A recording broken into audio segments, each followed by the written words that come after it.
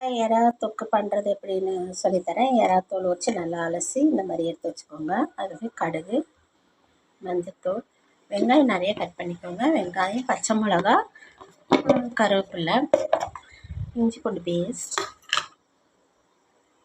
கொத்தமல்லி, மிளகாத்தூள் கொஞ்சமாக சேர்த்துக்கோங்க. காரத்தூள் சேர்த்துக்கோங்க, அதுதான் நல்லாயிருக்கும்.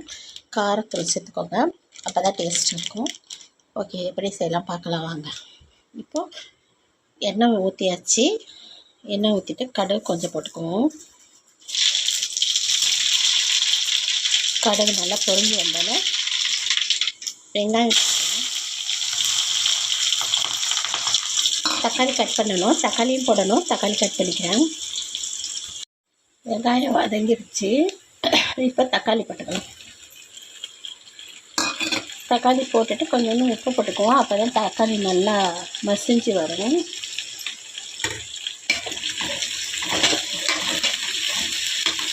இது அப்படியே வேகட்டும். தக்காளி நல்லா நசுங்கிருச்சு. இப்போ எறா, மிளகாத்தூள், உப்பு கரெக்டாக உப்பு போட்டுக்கிட்டு நல்லா கிளறி விட்டுருங்க. இஞ்சி பூண்டு பேஸ்ட்டும் போடணும். நான் அதை காட்டலை உங்களுக்கு. இஞ்சி பூண்டு பேஸ்ட்டும் போட்டுக்கோங்க.